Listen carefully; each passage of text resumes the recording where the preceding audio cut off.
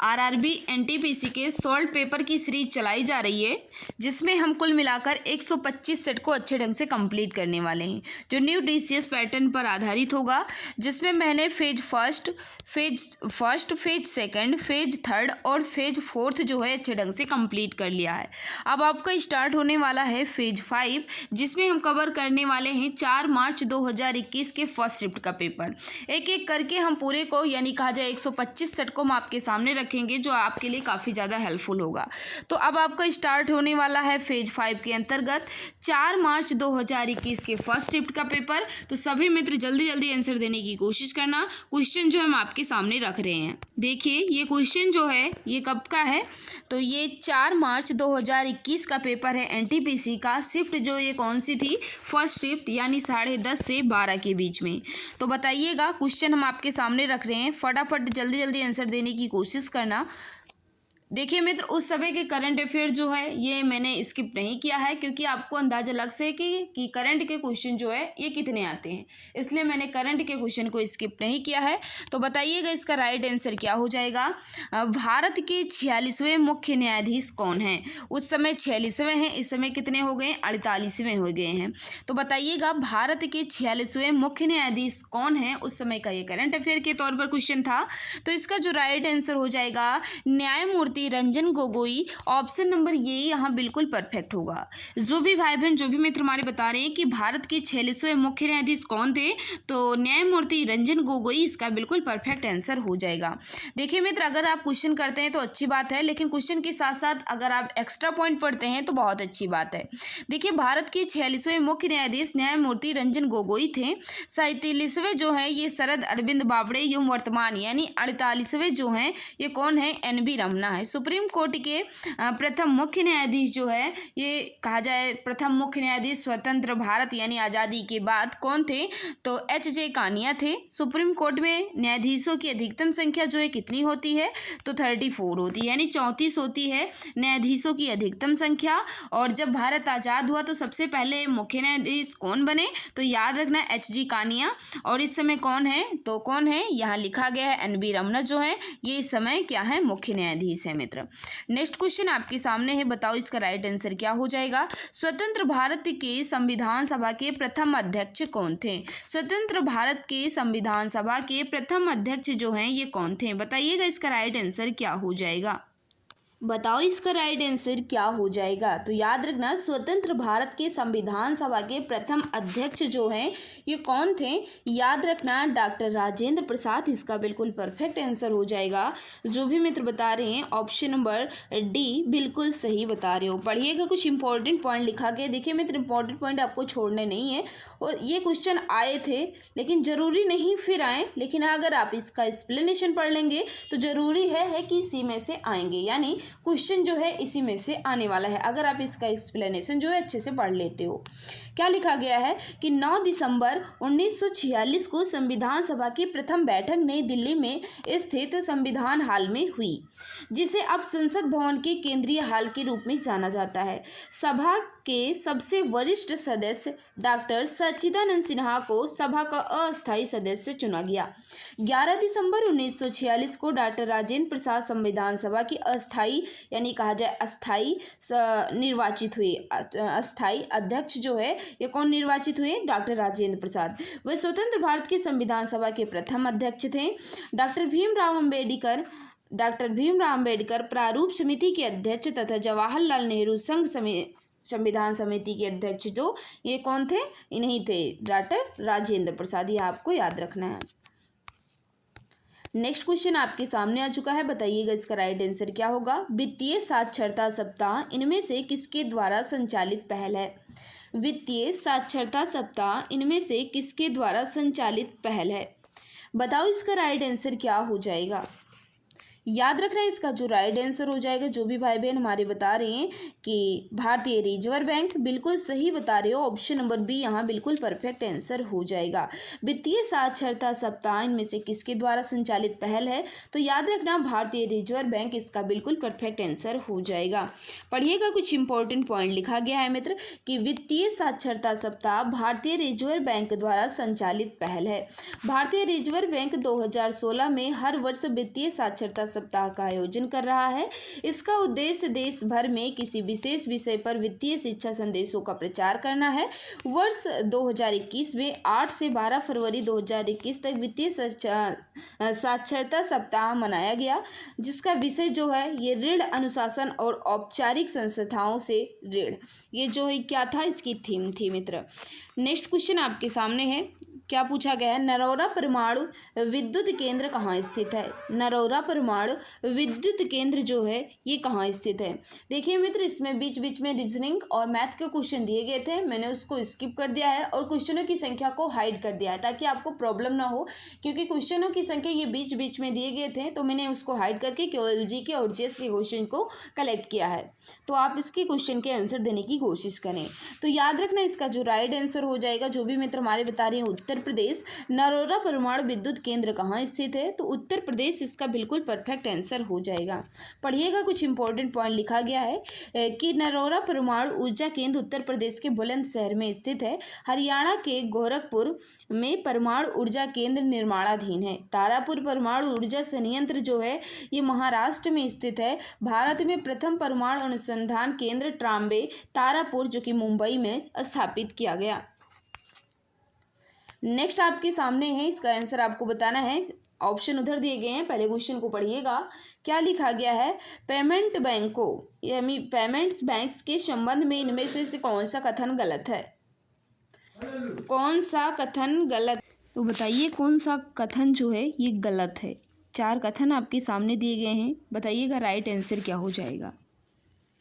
तो याद रखना, इसका जो राइट आंसर हो जाएगा वो क्रेडिट कार्ड जारी करते हैं, वो क्रेडिट कार्ड जारी कर सकते हैं, ये गलत है। डेबिट कार्ड जारी करते हैं, क्रेडिट कार्ड बिल्कुल भी नहीं। तो यहाँ पूछा गया था मित्र कि कौन सा कथन जो है ये गलत है, तो ऑप्शन नंबर बी यहाँ बिल्कुल सही हो जाएगा, क्योंकि यहाँ कह रहा है वह क्रेडिट कार्ड जो है जारी कर सकते हैं, ये जो है ये गलत लिखा गया है। देखिएगा, इसका एक्सप्लेनेशन भी पढ़ लीजिएगा। क्या लिखा गया है, पेमेंट बैंक ग्राहकों को ऋण प्रदान नहीं कर सकते हैं, इन्हें कुछ सीमित बैंकिंग क्रियाकलापों की अनुमति होती है। इनके प्रमुख कार्य वित्तीय समावेशन को बढ़ावा देना, लघु बचत खाते उपलब्ध कराना, भुगतान सेवा मांग कहा जाए जमा राशि को स्वीकार करना, डेबिट कार्ड जारी करना। वहाँ क्या लिखा गया था, क्रेडिट कार्ड जारी करना, जो कि गलत था।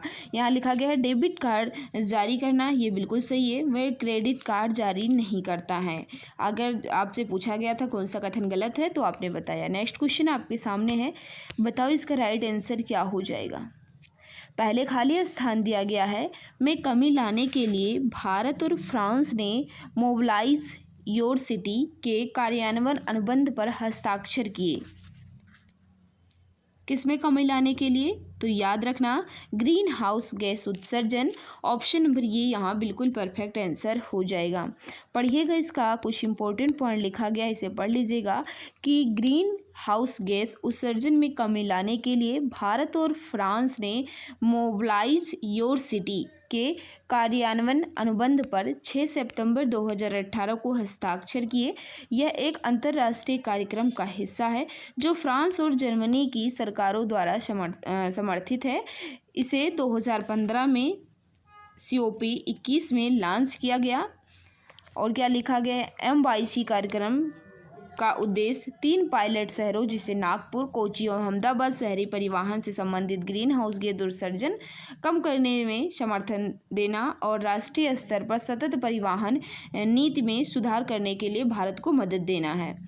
नेक्स्ट क्वेश्चन आपके सामने है, बताओ इसका राइट आंसर क्या हो जाए। काफ़ी ज़्यादा इंपॉर्टेंट क्वेश्चन है और काफ़ी ज़्यादा इजी क्वेश्चन है। बताओ इसका राइट आंसर क्या हो जाएगा। सभी मित्र जल्दी जल्दी आंसर देने की कोशिश करें। याद रखना, इसका जो राइट आंसर हो जाएगा, डुरंड रेखा किन 2 देशों को विभाजित करती है, तो याद रखना अफगानिस्तान और पाकिस्तान बिल्कुल परफेक्ट आंसर हो जाएगा। डुरंड रेखा जो है ये किसको विभाजित करती है, अफगानिस्तान और पाकिस्तान को। ऑप्शन नंबर बी यहाँ बिल्कुल परफेक्ट हो जाएगा। देखिएगा, कुछ रेखाएं लिखी गई हैं और उनसे संबंधित देश लिखे गए हैं, तो इसे पूरा पढ़ लीजिएगा। डुरंड रेखा जो है ये अफगानिस्तान और पाकिस्तान को विभाजित करती है। मैकमोहन रेखा जो है ये भारत और चीन को विभाजित करती है। रेड क्लिफ रेखा जो है ये भारत और पाकिस्तान को, 24वीं समांतर रेखा जो है ये भारत पाकिस्तान ये कच्छ क्षेत्र को विभाजित करती है। हिंडनबर्ग रेखा जो है ये जर्मनी पोलैंड को विभाजित करती है। मैगिनाट रेखा जो है ये जर्मनी और फ्रांस को विभाजित करती है। 38वीं समांतर रेखा जो है ये उत्तर कोरिया और दक्षिण कोरिया को विभाजित करती है। और 49वीं समांतर रेखा जो है ये अमेरिका और कनाडा को विभाजित करती है। नेक्स्ट क्वेश्चन आपके सामने है मित्र, बताइएगा इसका राइट आंसर क्या हो जाएगा। संयुक्त राष्ट्र यानी यूएन का मुख्यालय जो है ये कहाँ स्थित है। यूएन का मुख्यालय जो है ये कहाँ स्थित है, इसका आंसर आपको बताना है। याद रखना इसका जो राइट आंसर हो जाएगा न्यूयॉर्क सिटी, बिल्कुल सही आंसर हो जाएगा। संयुक्त राष्ट्र का मुख्यालय कहाँ स्थित है, न्यूयॉर्क सिटी, यानी कहा जाए ऑप्शन नंबर सी जो है इसका बिल्कुल परफेक्ट आंसर हो जाएगा। पढ़िएगा, कुछ संगठन, स्थापना वर्ष और मुख्यालय लिखे गए हैं। सभी मित्र सोच समझकर इसे स्क्रीनशॉट ले लें, काफ़ी ज़्यादा इम्पोर्टेंट क्वेश्चन है। देखिए, संयुक्त राष्ट्र संघ की स्थापना जो है ये 1945 में हुई थी। इसका कहा जाए मुख्यालय जो है ये कहाँ स्थित है, तो न्यूयॉर्क सिटी में। राष्ट्रमंडल जो है ये संगठन है, इसके स्थापना जो है 1926 में हुई थी। इसका मुख्यालय जो है ये लंदन में है। विश्व स्वास्थ्य संगठन, इसका स्थापना वर्ष जो है ये 1995 है और इसका मुख्यालय जो है ये जिनेवा में है। विश्व बैंक जो है ये एक संगठन है, इसका स्थापना जो है 1944 में हुआ था और इसका मुख्यालय जो है ये वाशिंगटन डीसी में स्थित है। नेक्स्ट क्वेश्चन आपके सामने है, इसका राइट आंसर आपको बताना है। बताइएगा इसका राइट आंसर क्या हो जाएगा। क्या पूछा जा रहा है, उन्होंने अंग्रेजी लिखा गया है मित्र यहाँ। उन्होंने अंग्रेजी में कमला दास के नाम से लेखन किया, किंतु अपनी मातृभाषा में लेखन के लिए किस नाम का प्रयोग किया। उन्होंने अंग्रेजी भाषा में कमला दास के नाम से लेखन किया, किंतु अपनी मातृभाषा में लेखन के लिए किस नाम का प्रयोग किया। किसने, तो याद रखना माधवी कुट्टी, बिल्कुल सही आंसर हो जाएगा। माधवी कुट्टी इसका बिल्कुल परफेक्ट आंसर होगा। देखिएगा, कुछ इंपॉर्टेंट पॉइंट लिखा गया है कि कमला सुरैया जो कमला दास के नाम से जानी जाती हैं। कमला दास अंग्रेजी और मलयालम भाषा की प्रसिद्ध कवयित्री थी। वह अपनी मातृभाषा यानी मलयालम में लेखन माधवी कुट्टी के नाम से लिखती थी। उन्होंने अंग्रेजी भाषा में भी रचना की। इनको वर्ष 1985 में साहित्य अकादमी पुरस्कार से सम्मानित किया गया। किनको, तो कमला दास को, जिन्हें अपने कहा जाए मातृभाषा में लेखनी के लिए माधवी कुट्टी के नाम से जानी जाती थी। नेक्स्ट क्वेश्चन आपके सामने है, इसका राइट आंसर आपको बताना है कि अटल पेंशन योजना के अंतर्गत अनुमानित मासिक वेतन की न्यूनतम राशि कितनी है। अटल पेंशन योजना के अंतर्गत अनुमान्य मासिक वेतन की न्यूनतम राशि जो है ये कितनी है। याद रखना इसका जो राइट आंसर हो जाएगा 1000 रुपये, बिल्कुल सही आंसर होगा। जो भी मित्र बता रहे हैं 1000 बिल्कुल परफेक्ट आंसर हो जाएगा। कुछ इंपॉर्टेंट पॉइंट लिखे गए हैं मित्र इसके योजना के बारे में, तो पढ़ लीजिएगा कि भारत सरकार की प्रमुख सामाजिक सुरक्षा योजना यानी अटल पेंशन योजना की शुरुआत जो है ये 9 मई 2015 को कोलकाता में प्रधानमंत्री नरेंद्र मोदी द्वारा विशेष रूप से असंगठित क्षेत्र में कहा जाए श्रमिकों को वृद्धावस्था में आय सुरक्षा देने और 60 वर्ष की आयु के बाद न्यूनतम पेंशन की गारंटी प्रदान करने के उद्देश्य से की गई थी। इस योजना का पात्र जो है ये 18 से 40 वर्ष के भारतीय नागरिक हो सकते हैं। यह योजना 60 वर्ष की आयु प्राप्त करने पर 1000 रुपये से लेकर 5000 रुपये तक की न्यूनतम गारंटीकृत पेंशन ग्राहकों द्वारा योगदान के आधार पर प्रदान करता है। यानी 18 से 40 वर्ष तक अगर आप पैसे देंगे, अगर आपकी 60 वर्ष पूरी हो जाएगी आयु, जिस हिसाब से आप पैसे दिए होंगे उस हिसाब से आपको पेंशन मिल जाएगा। यानी 1000 से लेकर 5000 तक आपको पेंशन दिया जाएगा जब आप 60 वर्ष की आयु को पूरी कर लेंगे, और 18 से 40 तक को आपको जमा करना होगा। नेक्स्ट क्वेश्चन आपके सामने है, बताओ इसका राइट आंसर क्या हो जाएगा। इनमें से कौन सी संयुक्त राष्ट्र की एजेंसी नहीं है। इनमें से कौन सी संयुक्त राष्ट्र की एजेंसी नहीं है, यह आपको बताना है। तो याद रखना, संयुक्त राष्ट्र की एजेंसी नहीं है की बात कर रहा है तो अंतर्राष्ट्रीय श्रम संगठन ये तो है, विश्व स्वास्थ्य संगठन ये भी है और खाद्य एवं कृषि संगठन ये भी है। लेकिन जो यहाँ कह रहा है संयुक्त राष्ट्र की एजेंसी नहीं है, तो पहला ही नहीं है। रेड क्रॉस इंटरनेशनल कमेटी जो है ये संयुक्त राष्ट्र की एजेंसी बिल्कुल भी नहीं है। ऑप्शन नंबर ये यहाँ बिल्कुल सही आंसर हो जाएगा। रेड क्रॉस के बारे में कुछ पढ़िएगा कि रेड क्रॉस एक अंतर्राष्ट्रीय संगठन है। इसकी स्थापना 1863 में हेनरी ड्यूनेट ने जिनेवा में की थी। यह संयुक्त राष्ट्र की एजेंसी नहीं है। इसका मुख्यालय जो है ये जिनेवा में स्थित है। अंतर्राष्ट्रीय श्रम संगठन की स्थापना 1919 में हुई थी। इसका मुख्यालय जो है ये जिनेवा में स्थित है। विश्व स्वास्थ्य संगठन की स्थापना जो है 1995 में हुई थी। इसका मुख्यालय जो है ये भी जिनेवा में स्थित है। कहा जाए खाद्य कृषि संगठन की स्थापना जो है ये 1945 में हुई थी। इसका मुख्यालय जो है ये रोम में स्थित है। नेक्स्ट क्वेश्चन आपके सामने है, इसका राइट आंसर बताइएगा। क्या कह रहा है, वह अंग्रेज कौन था जो भारत आया, सेंट स्टीफन्स कॉलेज में दर्शन शास्त्र पढ़ाया और बाद में दीनबंधु के नाम से जाना गया। बताएं इसका राइट आंसर क्या हो जाएगा। तो याद रखना CF एंड्रयूज बिल्कुल परफेक्ट आंसर हो जाएगा। ऑप्शन नंबर ये वाले हमारे सभी मित्र बिल्कुल सही हो जाएंगे। पढ़िएगा, कुछ इंपॉर्टेंट पॉइंट लिखा गया है मित्र कि CF एंड्रयूज, जिन्हें दीनबंधु एंड्रयूज के नाम से जाना जाता है, ये एक शिक्षक और समाज सुधारक थे। इन्होंने अपना कहा जाए पूरा जीवन मानव सेवा को समर्पित किया। इन्होंने ब्रिटेन नागरिक होते हुए भी जलियांवाला बाग हत्याकांड के लिए ब्रिटिश सरकार को दोषी ठहराते हुए जनरल डायर को कुकृत्य को जानबूझकर किया गया अगण्य कहा जाए जघन्य हत्याकांड या कहा जाए जघन्य पाप बताया था। नेक्स्ट क्वेश्चन आपके सामने है, बताओ इसका राइट आंसर क्या हो जाएगा। विजयनगर राजवंश के उस शासक का नाम बताइए जिसने 16वीं शताब्दी में शासन किया। विजयनगर राजवंश के उस शासक का नाम बताइए जिसने 16वीं शताब्दी में शासन किया था। तो याद रखना, विजयनगर के जो फेमस शासक थे वह कृष्णदेवराय थे। तो इन्हीं 16वीं शताब्दी में इन्होंने ही शासन किया था। तो राइट आंसर क्या हो जाएगा, ऑप्शन नंबर डी यहाँ बिल्कुल परफेक्ट हो जाएगा। देखिएगा, पढ़िएगा, कुछ इंपॉर्टेंट पॉइंट लिखा गया है, मित्र से पढ़ लीजिएगा कि विजयनगर साम्राज्य के सबसे प्रतापी शासक जो है ये कृष्णदेवराय थे, जिन्होंने 16वीं शताब्दी यानी 1509 से 1529 शताब्दी में शासन किया। विजयनगर साम्राज्य की स्थापना जो है यह हरिहर एवं बुक्का ने सन कहा जाए 1336 में की।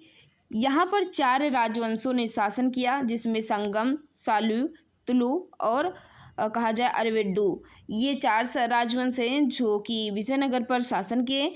और कृष्णदेवराय जो है ये तुलु राजवंश का सबसे प्रतापी राजा था। इसके शासनकाल में पुर्तगाली यात्री डोमिंगो पायस विजयनगर आया था। कृष्णदेवराय ने तुलुग में कहा जाए, देखिए मित्र क्या लिखा गया है कि कृष्णदेवराय ने तेलुगु में अमुक्त मलयाद एवं संस्कृत में जाम्बवती कल्याण की रचना की तथा नगलपुर नगर ने कहा जाए नए नगर का निर्माण किया। और कृष्णदेवराय के शासनकाल को तेलुगु साहित्य का कहा जाए कालसिक युग कहा जाता है। नेक्स्ट क्वेश्चन आपके सामने है, उससे पहले आप जान लीजिए ये आपकी सामान्य ज्ञान की न्यू बुक कहा जाए ई बुक आ चुकी है। मात्र 39 में ये भी आपको मिल रही है। अगर लेना चाहते हैं तो आपकी कंप्लीट सामान्य ज्ञान यानी आपको इससे पढ़ने के बाद कोई भी सामान्य ज्ञान की बुक पढ़ने की ज़रूरत नहीं होगी। अभी ये न्यू लॉन्च हुई है, मात्र 39 रुपीज़ में ये मिल रही है। लेना चाहते हैं तो ले सकते हैं मित्र। और बाकी आपके रेलवे के लिए तो ये रामबाण साबित है ही, जिसमें कहा जाए पूरे को अच्छे ढंग से समझाया गया है। जीके, विज्ञान और गणित को लेना चाहते हैं मित्र तो आप इसे ले सकते हैं, काफ़ी ज़्यादा आपके लिए हेल्पफुल होगी। अगर आप ये वाली ई बुक लेंगे यानी कहा जाए रामबाण संग्रह सीरीज लेंगे रेलवे वाला, तो आपको ये ई बुक जो है ये फ्री में मिलेगी। आपको ये ई बुक फ्री में मिलेगी। 5000 प्लस क्वेश्चन है, कहा जाए जीके के लिए रामबाण साबित हो चुकी है। यूपी पुलिस में कहा जाए असिस्टेंट ऑपरेटर, रेडियो ऑपरेटर में आप देख लिए हैं, बहुत सारे क्वेश्चन जो है इससे आए हैं। तो ये रेलवे के साथ यानी इस ई बुक के साथ आपको ये ई बुक जो है ये बिल्कुल फ्री में मिलेगी। अगर आप लेना चाहते हैं मित्र तो आप इस नंबर पर व्हाट्सएप कर दें 8948667652, इस पर मैसेज कर लें और इस रामबाण ई बुक के बारे में जानकारी प्राप्त कर लें और इस ई बुक को ले लें, अपनी तैयारी में 4 चांद लगा लें मित्र। नेक्स्ट क्वेश्चन आपके सामने आ चुका है, बताइएगा इसका राइट आंसर क्या हो जाएगा।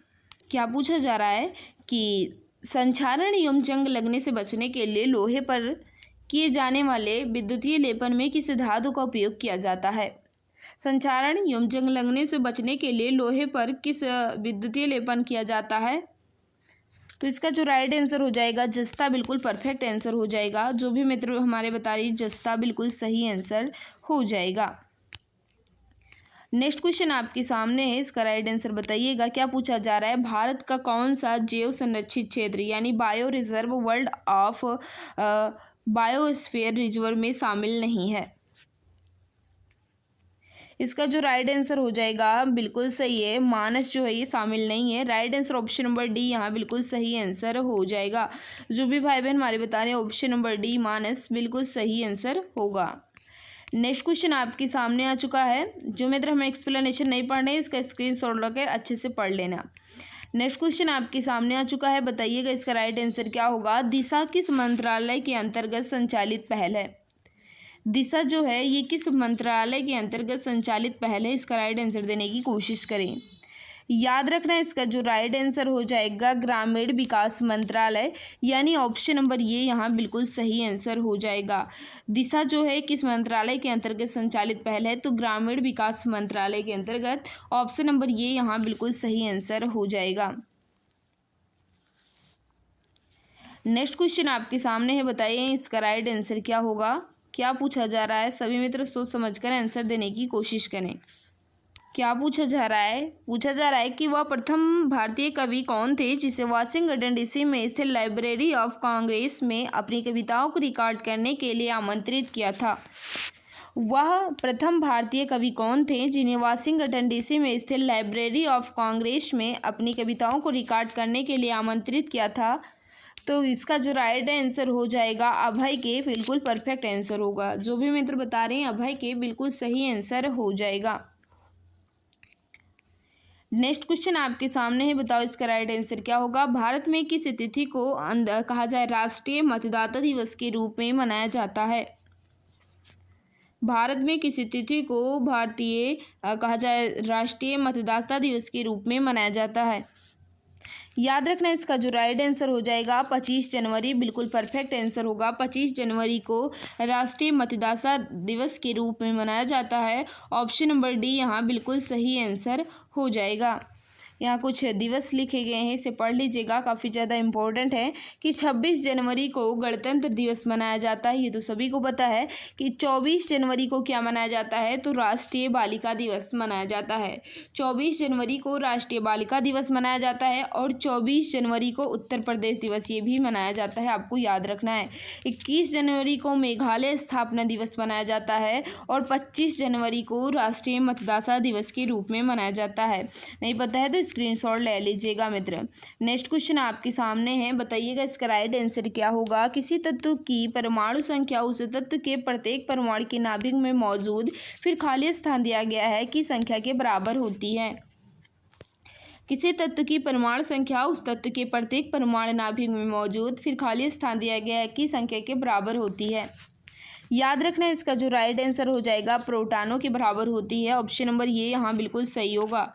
जो भी मित्र बता रहे हैं ऑप्शन नंबर ये बिल्कुल सही आंसर हो जाएगा। क्या लिखा गया है, किसी तत्व के परमाणु नाभिक में उपस्थित प्रोटॉनों की कुल संख्या को परमाणु संख्या कहते हैं। किसी तत्व के परमाणु के नाभिक में उपस्थित प्रोटॉनों न्यूट्रॉनों की संख्या के योग के कहा जाए परमाणु की द्रव्यमान संख्या कहते हैं। परमाणु की द्रव्यमान संख्या किन्हें कहा जाता है, तो प्रोटॉनों और न्यूट्रॉनों की संख्या के योग को क्या कहा जाता है, परमाणु की द्रव्यमान संख्या कहा जाता है। नेक्स्ट क्वेश्चन आपके सामने, बताओ इसका राइट आंसर क्या हो जाएगा। क्या पूछा जा रहा है कि भारतीय संविधान में शामिल नीति निर्देशक तत्वों की अवधारणा किस देश से कहा जाए किस देश के संविधान से ली गई है। याद रखना नीति निर्देशक सिद्धांत जो है ये आयरलैंड से ली गई है। Right answer option number C यहाँ बिल्कुल परफेक्ट हो जाएगा। नीति निर्देशक सिद्धांत जो है ये आयरलैंड से ली गई है। ऑप्शन नंबर सी यहाँ बिल्कुल परफेक्ट आंसर हो जाएगा। कुछ कहा जाए विषय शामिल हैं और वो किस देश से लिए गए हैं, यहाँ लिखा गया है, पढ़ लीजिएगा मित्र, काफ़ी ज़्यादा इंपॉर्टेंट है।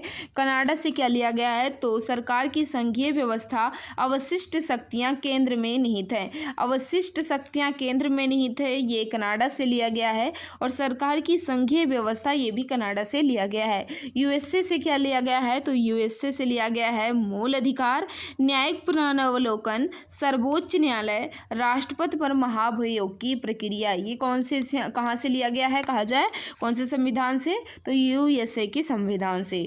आयरलैंड से क्या लिया गया है, तो नीति के निर्देशक सिद्धांत लिए गए हैं। ग्रेट ब्रिटेन से क्या लिया गया है, तो संसदीय व्यवस्था ली गई है, एकल नागरिकता ली गई है और मंत्रिमंडल प्रणाली ली गई। कहाँ से, ग्रेट ब्रिटेन से। नेक्स्ट क्वेश्चन आपके सामने है, बताओ इसका राइट आंसर क्या हो जाएगा। इनमें से किस सत्याग्रह में वल्लभ भाई पटेल को सरदार की उपाधि दी गई।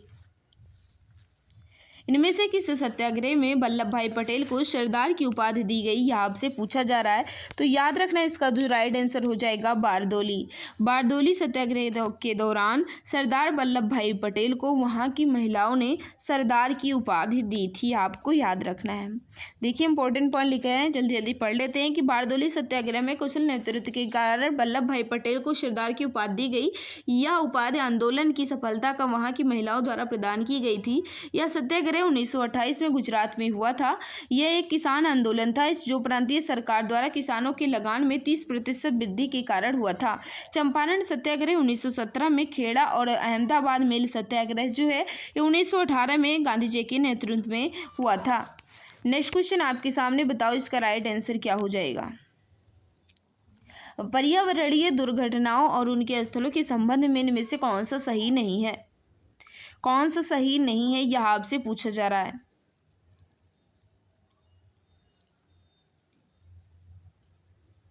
तो यहाँ लिखा गया है 3 mile Ireland nuclear disaster Tokyo. ये जो है ये गलत लिखा गया है मित्र, ये टोक्यो में नहीं है, यही गलत लिखा गया है। Right answer option number D यहाँ बिल्कुल परफेक्ट आंसर हो जाएगा। बाकी जो है ये बिल्कुल सही लिखा गया है। ये जो है ये कहाँ लिखा गया है, टोक्यो में नहीं है, ये पेंसिल्वेनिया में है, यानी कहा जाए यूएसए में है। ये जो टोक्यो लिखा गया था ये गलत है। नेक्स्ट क्वेश्चन आपके सामने उस समय का एक करंट अफेयर है, यह आपको बताना है। इनमें से किसे जून 2019 में संयुक्त राष्ट्र की लैंगिक समानता एवं महिला सशक्तिकरण संस्था यानी यूएन वुमेन का उप कार्यकारी निर्देशक जो है ये नियुक्त किया गया। उस समय का करंट अफेयर स्किप कर देते हैं, लेकिन मैंने स्किप नहीं किया ताकि आपको पता चल सके कि करंट के क्वेश्चन जो है कितने आते हैं। सर्वेंट ऑफ इंडिया सोसाइटी की स्थापना जो है ये किसने की थी। सर्वेंट ऑफ इंडिया सोसाइटी की स्थापना जो है ये किसने की थी, यह आपको बताना है। याद रखना इसका जो राइट आंसर हो जाएगा Gopal Krishna Gokhale. Servant of India society की स्थापना जो है ये गोपाल कृष्ण गोखले ने की थी। ऑप्शन नंबर डी यहाँ बिल्कुल सही हो जाएगा। पढ़िएगा, कुछ इंपॉर्टेंट पॉइंट लिखा गया है कि सर्वेंट ऑफ इंडिया सोसाइटी की स्थापना जो है ये किसने की थी, गोपाल कृष्ण गोखले।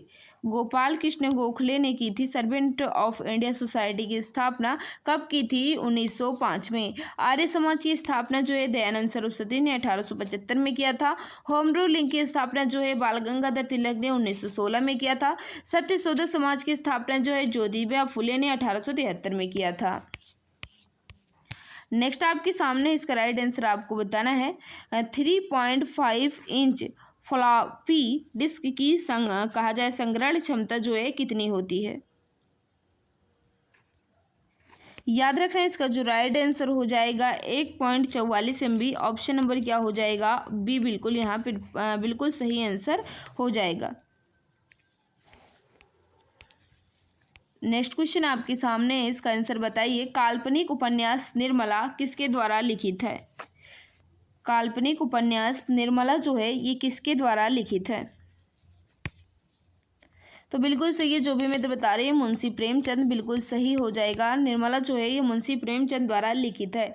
पढ़िएगा, कुछ इंपॉर्टेंट पॉइंट लिखा गया है कि निर्मला उपन्यास मुंशी प्रेमचंद का है। इसका प्रकाशन 1927 में हुआ था।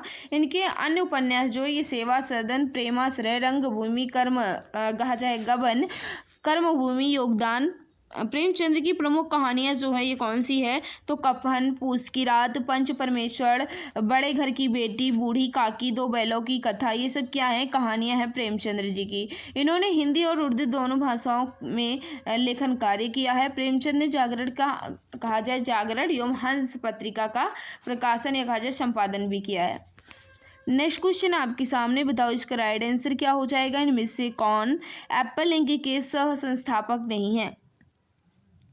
इनमें से कौन एप्पल इंक के सह संस्थापक नहीं है, यह आपको बताना है। तो याद रखना, इसका जो राइट आंसर हो जाएगा Mark Zuckerberg. Option number C यहाँ बिल्कुल परफेक्ट हो जाएगा। मार्क जुगरबर्ग जो है ये एप्पल इंक के सह संस्थापक नहीं है। ऑप्शन नंबर सी यहाँ बिल्कुल सही आंसर हो जाएगा। मार्क जुगरबर्ग तो सभी जानते हैं कि कौन है ये, तो फेसबुक के संस्थापक हैं। नेक्स्ट क्वेश्चन आपके सामने है, बताओ इसका राइट आंसर क्या हो जाएगा। किस पादप हार्मोन्स की सांद्रता पौधे के शीर्ष पर सबसे अधिक होती है और जड़ों के नज़दीकी पहुंचने पर घटती जाती है। यानी किस पादप हार्मोन्स की सांद्रता जो है ये पौधे के शीर्ष पर यानी ऊपर जो है सबसे अधिक होती है और जड़ों के नज़दीक पहुंचने पर घटती जाती है। बताओ इसका राइट आंसर क्या होगा। बिल्कुल सही है, जो भी भाई बहन हमारे बता रहे हैं कि ऑक्सिन, बिल्कुल सही बता रहे हो। ऑप्शन नंबर सी यहाँ बिल्कुल सही आंसर हो जाएगा। ऑक्सिन पादप हार्मोन्स की सांद्रता पौधे के शीर्ष पर सबसे अधिक होती है या जड़ों के नज़दीक पहुँचने पर घटती जाती है। ऑक्सिन जो है ये पौधे के व्यापक रूप में वितरित होता है। यह सर्वाधिक मात्रा में तनों या कहा जाए तनों के सिरों में पाई जाती है। सबसे कम जो है ये ऑक्सिन ये वृद्धिहीन हिस्से में होता है।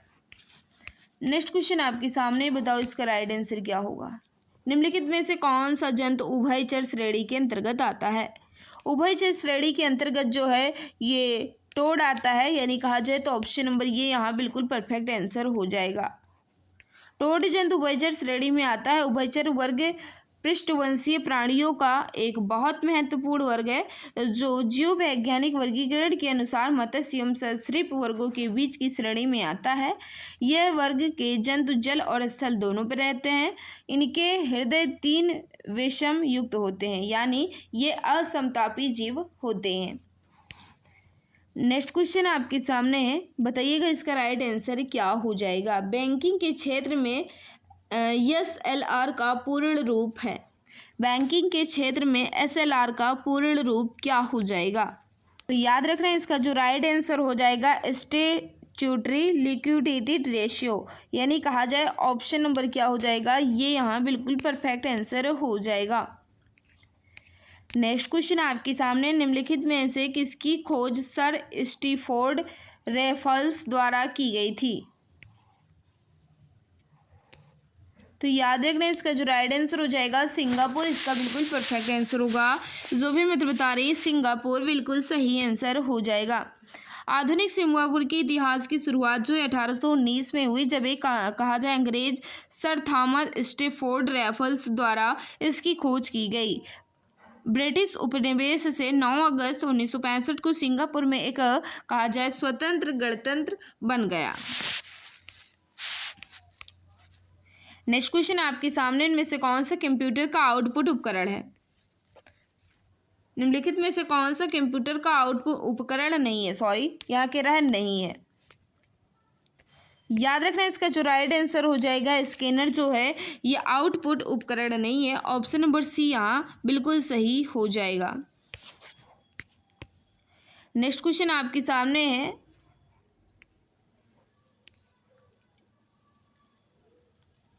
अंटार्कटिक में वर्ष 2012 में भारत द्वारा स्थापित अनुसंधान केंद्र का नाम है। अंटार्कटिक में वर्ष 2012 में भारत द्वारा स्थापित अनुसंधान केंद्र का नाम क्या है। याद रखना भारती इसका बिल्कुल परफेक्ट आंसर हो जाएगा। भारती इसका बिल्कुल सही आंसर हो जाएगा। नेक्स्ट क्वेश्चन आपके सामने आ चुका है कि 15 अगस्त 1947 को भारतीय राष्ट्रीय कांग्रेस के अध्यक्ष कौन थे। 15 अगस्त 1947 को भारतीय राष्ट्रीय कांग्रेस के अध्यक्ष कौन थे, यह आपको बताना है। याद रखना, इसका जो राइट आंसर हो जाएगा जेपी कृपलानी, बिल्कुल परफेक्ट आंसर हो जाएगा। जो भी मित्र बता रहे हैं बिल्कुल सही बता रहे हो। नेक्स्ट क्वेश्चन आपके सामने, लेकिन उससे पहले पढ़िएगा, देख लीजिएगा कि कांग्रेस अध्यक्ष के नाम और वो कब थे और कहाँ थे। याद रखना, सरदार वल्लभ भाई पटेल जो है ये कब थे अध्यक्ष, तो 1931 के कराची अधिवेशन में। जेपी कृपलानी जो है ये मेरठ में 1946 में। पंडित जवाहरलाल नेहरू जो है ये 1929 में भी थे, और कहा जाए 1936 में भी थे, और 1937 में थे। यानी लाहौर, लखनऊ और फैजपुर के अधिवेशन की अध्यक्षता जो है ये पंडित जवाहरलाल नेहरू ने की थी। अब आ चुके हैं आपके सामने डॉक्टर राजेंद्र प्रसाद, जिन्होंने कब अध्यक्षता की, तो 1934 में बम्बई अधिवेशन में। नेक्स्ट क्वेश्चन आपके सामने है, बताओ इसका राइट आंसर क्या हो जाएगा। क्या पूछा जा रहा है कि कौन से बिम्स्टेक सदस्य देश चीन की बेल्ट एंड रोड इनिशिएटिव में भाग नहीं ले रहे हैं। यानी कहा जाए उस समय का एक करंट अफेयर था, तो भारत और भूटान बिल्कुल सही आंसर हो जाएगा। नेक्स्ट क्वेश्चन आपके सामने आ चुका है, भारत में देसी भाषा प्रेस अधिनियम किसने पेश किया। भारत में देसी भाषा प्रेस अधिनियम जो है ये किसने पेश किया। याद रखना, इसका जो राइट आंसर हो जाएगा लॉर्ड लिंटन, यानी ऑप्शन नंबर सी यहाँ बिल्कुल परफेक्ट हो जाएगा। भारत में देसी भाषा प्रेस अधिनियम जो है ये लॉर्ड लिंटन ने पेश किया। ऑप्शन नंबर सी बिल्कुल सही आंसर हो जाएगा। कुछ इंपॉर्टेंट पॉइंट दिख रहा है, तो इसे पढ़ लीजिएगा कि भारत में देसी भाषा प्रेस अधिनियम यानी vernacular press act Lord Linton ने प्रस्तुत किया। कब किया, 1878 में। लॉर्ड लिंटन ने वर्नाकुलर प्रेस एक्ट पारित करके भारतीय समाचार पत्रों पर कठोर प्रतिबंध लगा दिए। इस कानून में यह प्रावधान था कि अगर किसी अखबार में कोई आपत्तिजनक चीज़ें छपती हैं तो सरकार उसकी प्रिंटिंग प्रेस सहित सारी संपत्ति जो है ये जब्त कर सकती है। लॉर्ड लिंटन वर्ष 1876 से 1880 तक भारत के हवाई सराय थे। इनके समय में प्रमुख कार्य यानी प्रथम दिल्ली दरबार जो कि 1877 में हुआ, वर्नाकुलर प्रेस एक्ट जो कि 1878 में हुआ, शस्त्र एक्ट जो कि 1878 में हुआ। ये जो है किनके समय हुआ था, तो ये लॉर्ड लिंटन के समय में ये सब हुआ था। देसी भाषा प्रेस अधिनियम को लॉर्ड रिपन ने 1882 में समाप्त कर दिया। चालू किसने किया था, तो 1878 में लॉर्ड लिंटन ने, और इसे समाप्त किसने किया, तो याद रखना लॉर्ड रिपन ने 1882 में। तो मित्र ये कहा जाए इस सेट में जितने क्वेश्चन मैंने दिए गए थे उसे मैंने पूरे को अच्छे ढंग से कंप्लीट कर लिया है। पूरे आंसर जो है ये आरआरबी द्वारा प्रमाणित है, किसी आंसर में आपको डाउट नहीं होना चाहिए। वही क्वेश्चन यहाँ वही आंसर बताया गया है जो आंसर की में प्रमाणित था। ये क्वेश्चन जो है आपका कौन सी तारीख का था, ये 4 मार्च 2021 के फर्स्ट शिफ्ट का पेपर था। ऐसे ऐसे करके हम 125 सेट के आपके सामने रखेंगे, तो नेक्स्ट टेस्ट के लिए तैयार रहिए।